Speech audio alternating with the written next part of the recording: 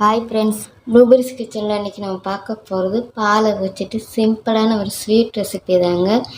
நம்ம வீட்டில் என்னால் ஸ்வீட் பண்ணும்போது அதில் மெயினாக வாரது ஸ்வீட்டுக்குன்னு நம்ம கண்டென்ஸ் மில்க்கு தாங்க சேர்ப்போம். இன்றைக்கி அந்த கண்டென்ஸ் மில்க் ரெசிபி தாங்க நம்ம இன்றைக்கி வீடியோவில் பார்க்க போகிறோம். இப்போ வாங்க நம்ம வீடியோக்குள்ளே போகலாம்.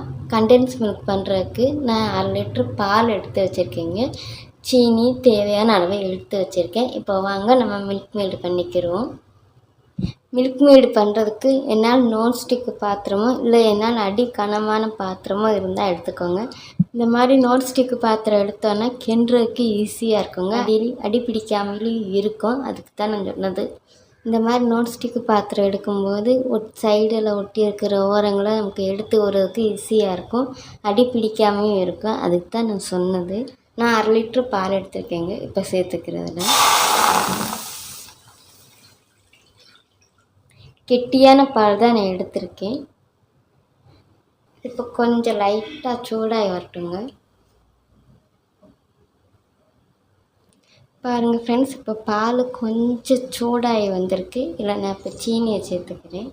ஒரு 4 டீஸ்பூன் அளவுக்கு தாங்க நான் சீனி சேர்க்குறேன்.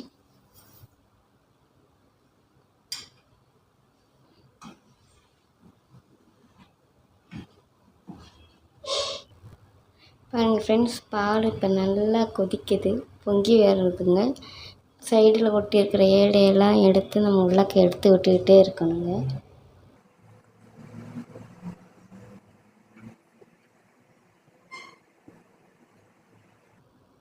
இது இப்போ கொஞ்சம் வத்தி வரட்டுங்க. நான் உங்களுக்கு காட்டுறேன்.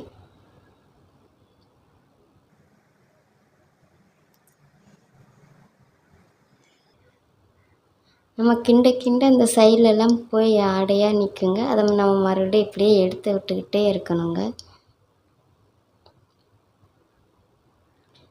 இந்த மாதிரி ஈஸியாக எடுக்க வரும் நமக்கு. அதுக்கு தான் நான் உங்களை நான்ஸ்டிக்கு பாத்திரத்துலேயோ இல்லை அடிக்கனமான பாத்திரத்துலேயோ நான் ஊற்ற சொன்னது. நமக்கு எடுக்கிறதுக்கு ரொம்ப ஈஸியாக இருக்கும். அதுக்கு தான்.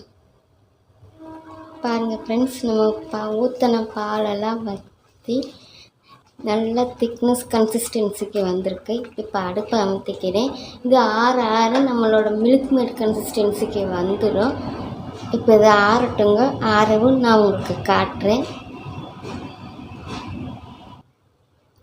பாருங்கள் ஃப்ரெண்ட்ஸ், கண்டென்ஸ் மில்க் இப்போ ஆறி நல்லா ஒரு திக்னஸ் பதத்துக்கு வந்திருக்கு. பாருங்கள்